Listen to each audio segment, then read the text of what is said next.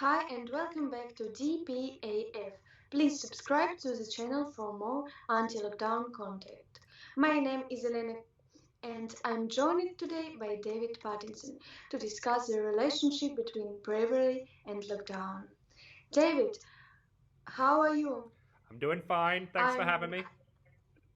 I have a more question for you. Okay. David, if the British are brave and courageous people, why are they so afraid of the virus? It's a really good question, Elena. I think they were initially afraid of the virus because they didn't know what it was all about, and then they saw the government locking everyone down, and they thought that this is a very, very frightening thing. Um, and of course, the government has continued with this environment of fear and this communication of fear, which has continued to frighten people. But of course, the reality is that the deaths are not that high relative to the population, and the people that tend to die from the virus have other health problems. You know, they've got like stage 4 cancer, or they've got obesity issues, or kidney problems, or whatever it is. So the reality now is that they don't need to be afraid. But my whole position, I suppose, has always been to be courageous and brave. And I think the British people look afraid because they're having to lock themselves in their home. I mean, lockdown is a sort of a action of fear. It's an action of trying to protect yourself rather than confront a threat. And when I was growing up, Britain was always all about strength and courage and bravery and resilience and determination. That's how I see myself. That's how I see Great Britain. But I think over time, Britain has become more afraid of everything. There's this big victim culture now. We're taught to sort of fear problems that aren't that serious because it strengthens government power, weakens the power of the individual, and I think this lockdown is sort of it's almost like a symptom of a wider problem. It's a culture of fear. It's a culture of wimpishness rather than a culture of strength and bravery and courage, which is what I'm all about and what our country needs to get back to being about again. Has Britain become more or less brave during your life? Yeah, I mean, in my life, much less brave. Yeah, like I said, I mean, the kind of things you'd hear people talking about when I was young were things like David, determination, David, bravery, if you get knocked down, you get up again, strength, uh, endurance, resilience, durability, being on the front foot, being aggressive, masculine traits. Nowadays, you hear people talking about things like vulnerability, victimhood, weakness, caution. I mean, I go to my supermarket in Britain, and there's always someone talking about protecting the vulnerable. And I think part of it is to do with the fact the baby boomers, my parents' generation, they're the big, massive group of people in the country because of the baby boom. When I was young, they were young, and now I'm older. They're older, and because they're largely elderly, the political emphasis of the country is protecting the vulnerable. It's protecting the elderly because most of the people are elderly. Most of the voters are elderly. So there's been this sort of demographic change. The baby boomers who were once young and fit and strong are now elderly and susceptible to illness. And so the whole emphasis of government is on, looking after the elderly. But of course, 30 years ago, it was on looking after the young. It was on looking after the baby boomers and in emphasizing their economic opportunity, their economic strength.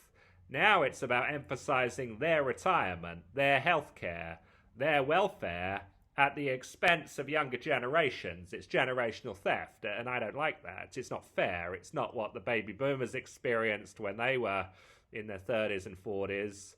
So why does it have to be what the next generation have to experience when they're in their 30s and 40s? So there's this big demographic change. There's this big cultural change towards weakness and vulnerability. And there's been this big financial emphasis on taking money from younger people to pay older people to support them now that they are not working. And I think a lot of it's unfair. But yeah, going back to your question, it makes our country look less brave and courageous because we're just pandering to elderly people or vulnerable people. There's also been this big separation in marriage with single women and women emphasizing their vulnerability all the time because they're unmarried. And then also with ethnic minorities or immigrants, they're vulnerable because, you know, they don't speak the language or whatever. So strong people are seen as the problem. Weak people are seen as, you know, great people we need to focus on. And there's this constant culture of weakness and vulnerability, which I think is totally counterproductive. Yes, it's just why I left Great Britain. You left Great Britain because the British weren't strong? Yeah, because the British people say to me, live at home, be at home, and not left home, and I can't. Yeah, you can't do that. And, I mean, I'm the same as you. I lived with British family, and they really were at home, and they were not happy when I left home for just take a walk, for take a running, for do sports, and just it's not my cup of tea. Yeah, no, not me. Yeah, I mean there's a lot of people. It's not my business. There's a lot of people that are afraid. People. British people getting more and more afraid, and Russian people, of course, are brave. I'm brave. A lot of British people are brave, but the culture in the country is about being afraid. That's why the government wants people to be afraid, because then it gives them an opportunity to come in and take care of people. It gives the government a purpose and a job.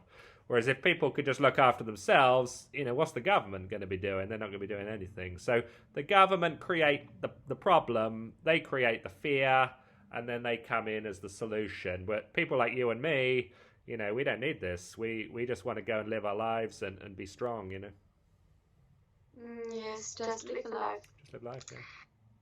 Why is the culture of victimhood so significant these days? Yeah, I mean, I think that's kind of what we're trying to understand here. It's because it justifies big government. I mean, government gets big, and then they want to stay big. And they need to. The way they stay big is by creating problems, emphasizing problems, and victimhood is a big problem because if people are victims, they need the government to come in and look after them. If people are strong, they don't need the government. I mean, someone like me, I don't need the government. I never go to hospital. I don't need the health service. I can afford to pay for medical care if I get ill. I don't need, people coming around to see if I'm all right. Some people do, but they need to be the minority of people, and so the government tries to expand this. And I think the big move has been the breakdown of the British family, this this canonization of single mothers, women who have children without a husband. So the government has to come in, give the mother a house, give the child a house, look after the child, look after the mother. Whereas if the woman had just had the child after she was married, the husband would be the breadwinner and the authority in the family. The government seeks to divide the British family, gives government a role. So that's created a lot of victimhood. Obviously, the baby boomers getting older and being dependent on healthcare and definitely pensions, public pensions that are totally underfunded. They prop up the stock market with borrowed money so pensioners can get their their dividends. Public pensions are propped up with borrowed money. And obviously immigration. There's been a lot of immigration into Britain through the EU, people coming in from Africa and the Middle East, people that can't really speak much English and aren't very economically capable. The government come in, look after them, give them welfare, give them healthcare. And obviously with this virus, it's more opportunity for victimhood. Instead of people going out to face the virus head on, they have to stay in their home. They have to get government welfare sent to them, and it's just more government expansion and more liberty contraction. To what extent is manipulated money to blame? Is a lot to blame. Manipulated money means the government printing money. They just print it. And then they give it out to people. So the money represents goods and services. I mean, I've got my mobile phone here, which is like an expensive device. It's worth a lot of money because a lot of people went to a lot of effort to make it. But if the government just prints money, then the money's not worth anything because it's not representative of hard work and goods and services. So the government keep printing all this money to prop up the financial system, which is bankrupt, and then we end up with, people thinking they can just stay at home and receive government money, but it's not real money, it's just printed money. So it's manipulated money, and this is going to lead to hyperinflation because there's not enough people making stuff anymore. They're not working, they're not making goods and services that are valuable. They're sitting at home doing nothing, collecting money. They still need to pay their mortgage, to pay their food, to pay for their car. But the money is not worth anything. The money is not backed up by work. So money becomes worth nothing. And the amount of goods and services in the country, we run out of. No one's making any more houses. They're not making any more cars. They're not producing any more food, any more clothes. And people have to make do with less and less and less. And the people don't realize the manipulated money is happening because no one's talking about it. But I talk about it, and it's very, very dangerous. We don't want manipulated money. We want real money backed up by production, backed up by people's work. And the government power comes from manipulated money now, but it will end with fake money when people realize the money's not worth anything. Yeah. What is the overall effect of living in fear on both mental health and the health of British society?